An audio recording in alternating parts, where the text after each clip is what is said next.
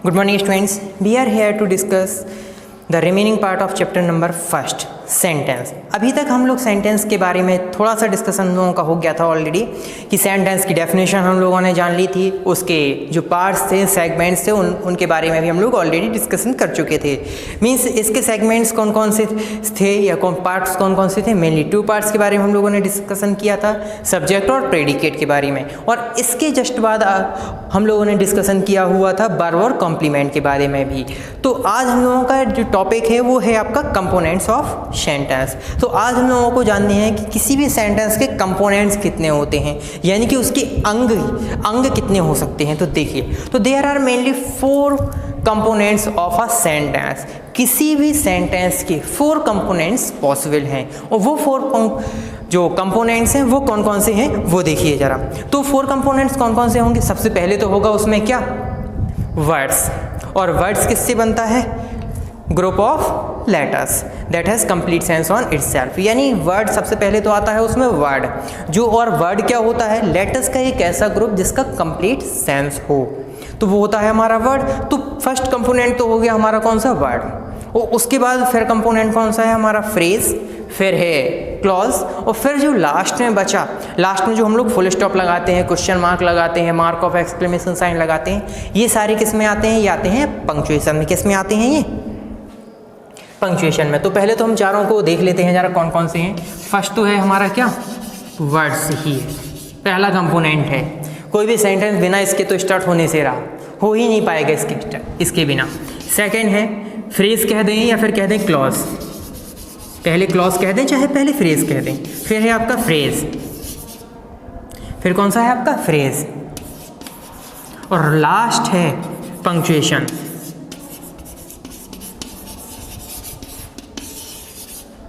Punctuation mark. अब ये हैं आपके मेन 4। अब हम लोग देखते हैं इनमें से जरा फर्स्ट वाला जो है आपका वर्ड। फर्स्ट जो हम लोगों ने जाना था वर्ड, इसको देखते हैं।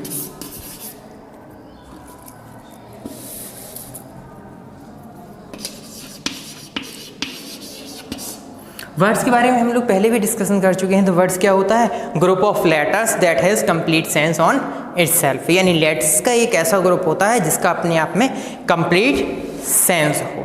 फिर हम लोग बात करते हैं जो हम लोगों ने सेकंड लिखा हुआ था, क्लॉज। क्लॉज क्या है? A group of words that has subject और predicate and it has complete sense on itself. यानी कि क्लॉज क्या है? वर्ड्स का एक ऐसा ग्रुप जिसमें सब्जेक्ट भी होगा आपका, प्रेडिकेट भी होगा, और अपने आप में कंप्लीट सेंस भी होगा, then it is called clause. फिर हम लोगों ने थर्ड कंपोनेंट जाना हुआ है फ्रेज। फ्रेज क्या है? A group of words it hasn't subject nor predicate and it has not complete sense on itself. यानी प्रेडिकेट क्या है? वर्ड्स का एक ऐसा ग्रुप जिसमें ना तो सब्जेक्ट होता है, ना ही प्रेडिकेट होता है, और ना ही अपने आप में कंप्लीट सेंस होता है। तो ये तो हुआ हमारा क्या?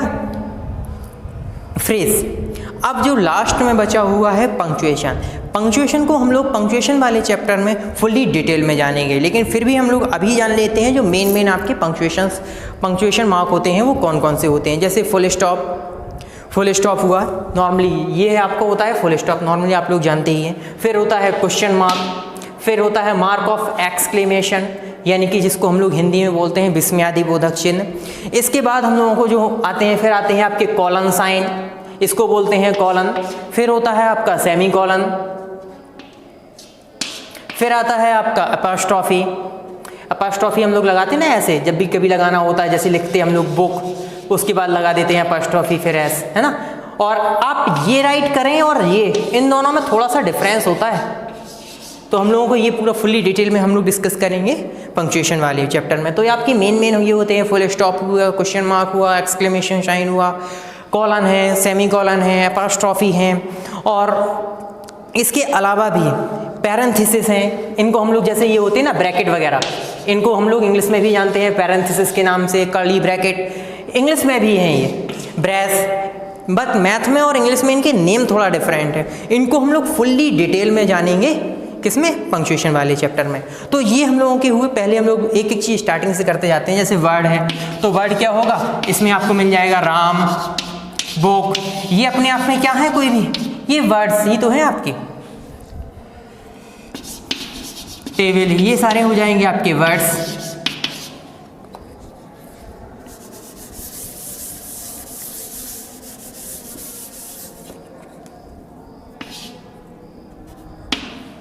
और सेकंड हम लोगों ने जो जाना हुआ है क्लॉज और फ्रेज। क्लॉज और फ्रेज दोनों को हम लोग एक सिंगल सेंटेंस से एक साथ जानने की कोशिश करते हैं। जरा देखते हैं, आइए।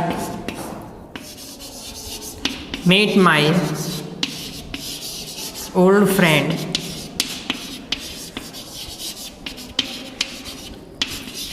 इन द गार्डन।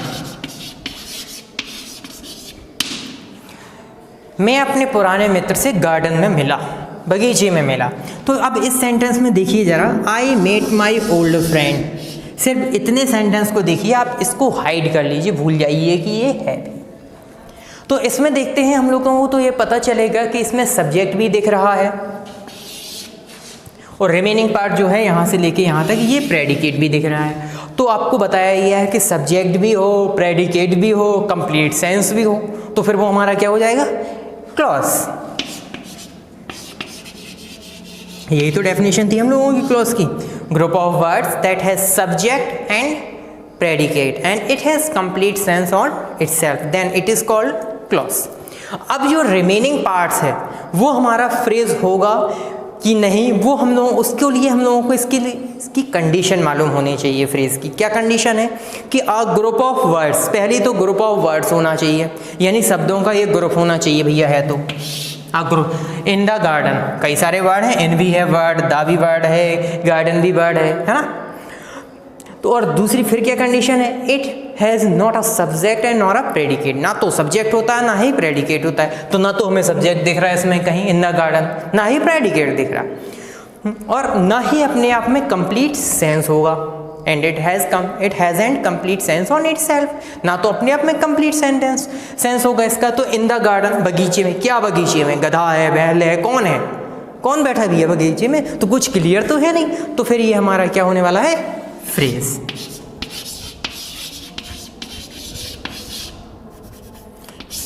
ये हो जाएगा हमारा फ्रेज। अब हम लोग क्लॉज वाले सेंटेंस में फुल्ली डिटेल में जानेंगे क्लॉज के टाइप्स, और फ्रेज वाले सेंटेंस में जानेंगे फुल्ली फ्रेज के टाइप।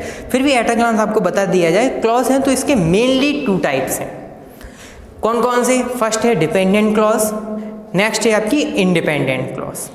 जो इंडिपेंडेंट क्लॉज है इसको हम लोग बोलेंगे it is also called principal clause और मेन क्लॉज। इसको हम लोग प्रिंसिपल क्लॉज भी बोल सकते हैं, मेन क्लॉज भी बोल सकते हैं। इसके अलावा जो डिपेंडेंट क्लॉज है इसको हम लोग बोलेंगे क्या, सबऑर्डिनेटिंग क्लॉज भी बोल सकते हैं। तो ये हम लोग जानेंगे किसमें, क्लॉज वाले चैप्टर में फुल्ली डिटेल में आपको पता चलेगा। अब हम लोग देखेंगे अगर जरा फ्रेज की बात, फ्रेज की भी तो टाइप्स होंगे, बिल्कुल हैं। तो इसकी मेनली 5 टाइप्स हैं। आपके सिलेबस के अकॉर्डिंग इसमें मे भी हो सकता है 3 ही दिए गए हों। कौन कौन से फ्रेजेस हैं, नाउन फ्रेज होगा, एडजेक्टिव फ्रेज है, एडवर्बियल फ्रेज है, प्रीपोजिशनल फ्रेज हैं। तो इस टाइप से आपके 4 या 5 आपके हैं, बट आपके में जितने होंगे आपको उतना बताया जाएगा। तो इससे रिलेटेड जो भी एक्सरसाइज है वो हम लोग करने की कोशिश करेंगे। तो इसके लिए आप लोगों को एक एक्सरसाइज कंप्लीट करके आनी है, यानी activity second, that has been shown on page number 6 page number पर जो एक्टिविटी दी हुई है ये एक्टिविटी आप कंप्लीट करके आएंगे। अब इसके साथ ही हम लोग एक टॉपिक और भी इस चैप्टर का कंप्लीट कर लेते हैं, ये चैप्टर हम लोगों का ओवर हो जाएगा। इसके साथ ही देखते हैं ज़रा टाइप्स ऑफ सेंटेंसेस, कि सेंटेंसेस की जो टाइप्स हैं उसके जो काइंड्स हैं वो कितने टाइप के होते हैं, वो भी देख लेते हैं ज़रा।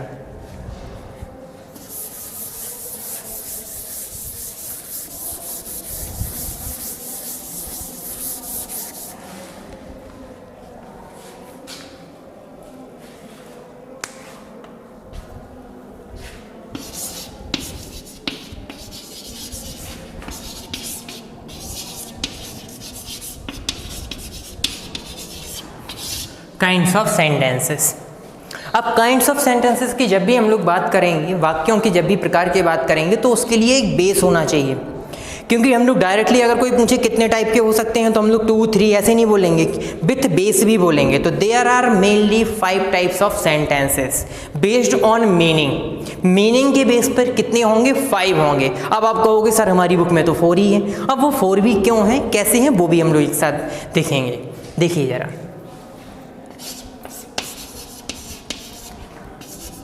देयर आर, या तो फॉलोइंग लिख दें। फॉलोइंग का मतलब हो जाता है क्या? निम्न प्रकार के, काइंड्स ऑफ सेंटेंसेस। अब ये जो साइन लगाया गया है ये है आपका कॉलन साइन। अभी हम लोगों ने पंक्चुएशन की बात की थी ना, कॉलन साइन। किसी की भी टाइप्स मेंशन करने में हो, काइंड्स मेंशन करने हो, काइंड्स वगैरह के बारे में हम डिस्कशन करते हैं, तब हम लोगों को ये कॉलन साइन यूज़ करना होता है। तो ये जो हम लोगों ने टाइप्स देखे हैं कौन कौन से हैं, देखते हैं जरा। फर्स्ट तो है आपका क्या? Assertive sentence. Assertive sentence, it is also called declarative sentence. Assertive बोले या हम लोग इसी को क्या बोलें, क्या? डिक्लेरेटिव। और जो असर्टिव सेंटेंस है इसकी भी 2 टाइप्स हैं। कौन कौन से? एफर्मेटिव और नेगेटिव। असर्टिव को ही और क्या बोलते हैं हम लोग? डिक्लेरेटिव। सेकंड है आपका इंटरोगेटिव।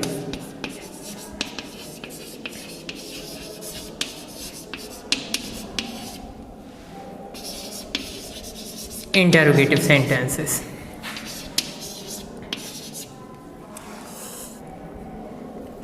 फिर थर्ड है आपका इम्परेटिव।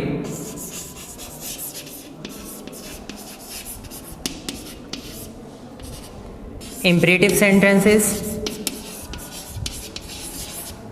फोर्थ है आपका ऑप्टेटिव।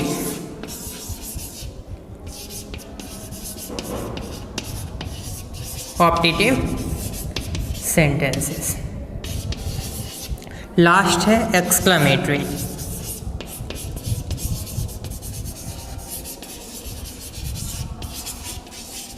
Exclamatory sentences. ये हैं आपके 5 टाइप्स के सेंटेंसेस। अगर हम लोग हिंदी की बात कर लें तो इनको हिंदी में क्या बोलते हैं? जो फर्स्ट है आपका असर्टिव सेंटेंस, यानी कि हम लोग ये होते हैं आपके कैसे? स्वीकारात्मक वाक्य। ये है आपका फर्स्ट, इसको बोलेंगे हिंदी में स्वीकारात्मक वाक्य। जो सेकंड है हमारा इंटरोगेटिव, इसको क्या बोलते हैं हम लोग? आपने हिंदी में भी पढ़ा हुआ होगा, क्या बोलते हैं? प्रश्नवाचक। क्योंकि जो इसकी आइडेंटिटी होती है ना मेन, वो होती है किससे? मार्क ऑफ इंटरोगेशन, यानी कि क्वेश्चन मार्क। ये होती है इसकी आइडेंटिटी। थर्ड है आपका इम्परेटिव, इसको क्या बोलते हैं? आज्ञा सूचक, या बोले आज्ञावाचक सेंटेंस या आज्ञावाचक वाक्य, आज्ञा सूचक वाक्य। फिर है ये जो ऑप्टेटिव, इसको बोलते हैं हम लोग इच्छा सूचक वाक्य। और लास्ट में ये जो दिया हुआ है एक्सक्लेमेटरी सेंटेंस, इसको हम लोग बोलेंगे क्या? विस्मयादिबोधक वाक्य। अब आपके बुक में 4 दिए गए हैं, उसका भी एक मेन रीज़न है, एक कारण है। उसका कारण मेन कारण क्या है कि इन दोनों की जो रिकॉग्नाइजेशन है, दोनों की जो आइडेंटिटी है वो सेम होना, दोनों की जो आइडेंटिटी है वो सेम होती है, क्योंकि इसमें भी मार्क ऑफ एक्सक्लेमेशन आता है और इसमें भी मार्क ऑफ एक्सक्लेमेशन हम लोग यूज करते हैं। इस वजह से मोस्टली बुक्स में अब 4 ही टाइप दिए जाते हैं। तो अगर आपसे कोई पूछे तो how many kinds of sentences, तो आप क्या बोलेंगे? देयर आर मेनली 4 बोल दीजिए या 5 बोल दीजिए। अगर आप 5 भी बोल देंगे ना तब भी कोई रॉन्ग नहीं करेगा। बट ये सब है किसके according? There are following kinds of sentences, जो हम लोगों ने लिखा किसके ऊपर? पूरा जानबूझ के ये सेंटेंस नहीं लिखा गया था। अब देखिए किसके बेस पर है ये 4 या 5? Based on meaning. किस पे है ये सब? Based on meaning. मीनिंग के बेस पर, यानी अर्थ के आधार पर ये हैं हमारे सेंटेंसेस के टाइप। जैसे जब भी हम लोगों ने हिंदी में पढ़ा हुआ था तो सेंटेंसेस के हम लोगों ने प्रकार पढ़े थे, रचना के आधार पर, प्रयोग के आधार पर, अर्थ के आधार पर, है ना, अलग अलग। वैसे ही इंग्लिश में हम लोगों की ये है मीनिंग के बेस पर। अगर वहीं पर हम लोग ये कहते how many types of sentences based on meaning की जगह पे, अभी हम लोगों ने मीनिंग के प्लेस पर जाने थे 5, अगर मीनिंग का बेस हम लोग चेंज कर दें, स्ट्रक्चर के बेस से पूछ ले आपसे कोई how many types of sentences based on structure के बेस पे बताइए सेंटेंसेस कितने टाइप के हैं, तो अब हम लोगों के जो टाइप्स हैं वो चेंज हो जाएंगे। तब कितने होंगे? तब होंगे आपके 3। तो there are mainly 3 types of sentences based on structure. तो स्ट्रक्चर के बेस पे सिर्फ 3 होंगे। कौन कौन से? सिंपल सेंटेंस, कंपाउंड सेंटेंस और कॉम्प्लेक्स सेंटेंस। जैसे हिंदी में भी पढ़े हुए होंगे आपने, रचना के आधार पर सेंटेंस 3 टाइप के होते हैं, 3 प्रकार के होते हैं, सरल वाक्य, संयुक्त वाक्य और मिश्रित वाक्य। इसी टाइप से ये इंग्लिश में भी हैं, स्ट्रक्चर के बेस पर 3 टाइप्स के। तो अब हम लोग जरा इनकी डेफिनेशन तो आपको बता ही दी जाएगी, और इसके साथ साथ क्योंकि डेफिनेशन तो आपको पहले भी बताई जा चुकी है जब आपको पहले वीडियो दिए गए थे, आपने YouTube पर भी देखा होगा। तो अब हम लोग इसकी बस मेनली आइडेंटिटीज देखते हैं कि हम लोग कैसे रिकॉग्नाइज कर पाएंगे, कैसे पहचान पाएंगे, कैसे इनको आइडेंटिटी कर पाएंगे। क्योंकि एक्सरसाइज में या फिर कभी भी एग्जाम में क्वेश्चंस में इनकी डेफिनेशन नहीं आती। ऐसा नहीं बोलेंगे कि इंटरोगेटिव सेंटेंस की डेफिनेशन राइट करिए आप। उनमें सिंपली आपको एक्सरसाइज दी हुई होती है, और एक्सरसाइज में हम लोगों को आइडेंटिफाई करना होता है कि ये असर्टिव है, इम्परेटिव है, इंटरोगेटिव है, ऑप्टेटिव है, एक्सक्लेमेटरी है, क्या है। तो हम लोग इसकी क्या देख लेते हैं, आइडेंटिटीज देखते हैं जरा। फर्स्ट सेंटेंस है आपका असर्टिव सेंटेंस। तो हम लोग जैसे पहले भी जान चुके हैं, assertive it is also called declarative sentence. इसको हम लोग डिक्लेरेटिव भी सेंटेंस भी बोलेंगे। इसकी फर्स्ट रिकॉग्नाइजेशन तो एक है, full stop is given in eight the ending point of the sentence, यानी लास्ट में क्या दिया हुआ होगा, फुल स्टॉप। अब एक साथ पांचों की हम आइडेंटिटीज एक साथ आपको राइट किए दे रहे, वो ध्यान से देखना बस आप। फर्स्ट है आप में, इसमें क्या होगा, फुल स्टॉप दिया होगा, वो कहाँ पे, सेंटेंस की एंडिंग में। वो जो इंटरोगेटिव है, question mark must be given at the ending of the sentence. Question mark बोले या फिर मार्क ऑफ इंटरोगेशन वर्ब बोले हम लोग, तो फिर वो क्या होगा, इसमें लास्ट में दिया गया होगा। ये इम्परेटिव, इसमें भी क्या होता है, फुल स्टॉप। कंफ्यूज मत होइए थोड़ा बिल्कुल भी कि दोनों में फुल स्टॉप है, कैसे पता चलेगा, देखिए जरा, अभी पता चलता आपको। और इन दोनों में क्या होता है, एक्सक्लेमेटरी, मार्क ऑफ एक्सक्लेमेशन। अब देखिए जरा कैसे हम लोग इसको पता कर पाएंगे इंडिविजुअली। फर्स्ट ही जो है असर्टिव, इसमें क्या होगा, इसमें बिल्कुल एक नॉर्मली सिंपल सेंटेंस दिया गया होगा, जैसे Rahul is a good boy, Madhav is a good boy, he plays well, he has done well today, means normal sentence दिए गए होंगे। अब क्योंकि मिक्सअप आपके कौन कौन से हो रहे होंगे, असर्टिव की आइडेंटिटी और इम्परेटिव की आइडेंटिटी, ये दोनों आइडेंटिटी आपसे मिस हो रही होंगी, है ना, दोनों मिक्सअप हो रही होंगी। सर बोले फुल स्टॉप तो इसमें भी है, इम्परेटिव में भी है और असर्टिव में भी है, हमें पता कैसे चलेगा। तो मीन्स असर्टिव में, इस असर्टिव में क्या होगा, प्रॉपर वे में आपको एक सब्जेक्ट दिया गया होगा, प्रॉपर वे में एक सब्जेक्ट होगा और प्रॉपर उसका मीन्स, सब्जेक्ट के साथ साथ उसका मीन्स होगा और लास्ट में फुल स्टॉप होगा। सब्जेक्ट स्टार्टिंग में ही दिया गया होगा आपको। और इम्परेटिव में क्या होगा, इम्परेटिव में वहीं पर जो सब्जेक्ट होगा वो हाइड होगा, वो छिपा हुआ होगा। मोस्टली कभी कभी ये क्वेश्चन पूछ लिया जाता है कि ये वाले जो सेंटेंस होते हैं ना, open the window, open the window, open the door, open the gate, है ना, तो इनमें वो लोग पूछ लेते हैं कि इनमें क्या कोई सब्जेक्ट है। आपसे अगर ये पूछ लिया जाए क्या कोई इसमें सब्जेक्ट है, तो आप तुरंत माइंड यूज़ करोगे, बोले सब्जेक्ट ओपन तो पॉसिबल नहीं है, क्योंकि वो क्या है, आपकी वर्ब है। और द विंडो भी आपका सब्जेक्ट नहीं है, क्योंकि वो तो क्या है, यहाँ पर प्रेडिकेट है। और है ना, यहाँ पे आपका क्या कहे हम लोग, द विंडो आपका क्या है, ऑब्जेक्ट है, तो यहाँ पे सब्जेक्ट तो है ही नहीं आप कहोगे। बट ऐसा नहीं है, इस टाइप के जितने भी सेंटेंसेस होते हैं ना, इन सभी में एक और केवल एक सब्जेक्ट होता है यू, जो कि होता है आपका हाइड। अब किसी जानवर से तो ऐसा बोला नहीं जाएगा, किसी नॉन लिविंग ऑब्जेक्ट से तो बोला नहीं जाएगा ओपन द विंडो, खिड़की ओपन कर दो, है ना। तो फिर यहाँ पे जो सब्जेक्ट होता है वो होता है हमेशा यू। तो अगर आपका प्रॉपर वे में सब्जेक्ट दिया गया हो, लास्ट में फुल स्टॉप हो, तब वो असर्टिव। अगर प्रॉपर वे में सब्जेक्ट ना हो, मीन सब्जेक्ट हिडन हो और सेंटेंस आपको दिए गए और लास्ट में आ जाए आपका full stop, then it is imperative. और इंटरोगेटिव में तो माइंड यूज करना ही नहीं है। If mark of interrogation is given at the ending of the sentence, then it is interrogative sentence. Last में अगर क्वेश्चन मार्क दिया गया हो किसी सेंटेंस में, तो बिना माइंड यूज किए उसमें क्या कर देना है हम लोगों को, इंटरोगेटिव सेंटेंस। ये क्लियर हो गए आपके तीनों। अब बात करते हैं ऑप्टेटिव या एक्सक्लेमेटरी की। तो इनमें क्या होगा, इनमें आपको सिर्फ एक ऑप्शन देंगे, वो just identify the sentence assertive, interrogative, imperative और एक्सक्लेमेटिव। ये ऑप्टेटिव का नेम आपको नहीं देंगी। इसके बारे में हम लोग फुल डिटेल में जानेंगे नैरेटिव वाले सेंटेंस में, नरेशन वाले में। यानी जब हम लोग रिपोर्टेड स्पीच पढ़ेंगे, डायरेक्ट इनडायरेक्ट पढ़ेंगे या नरेशन पढ़ेंगे, तीनों नेम एक ही हैं, ऐसा नहीं है कि अलग अलग टॉपिक हो, नेम एक ही के हैं।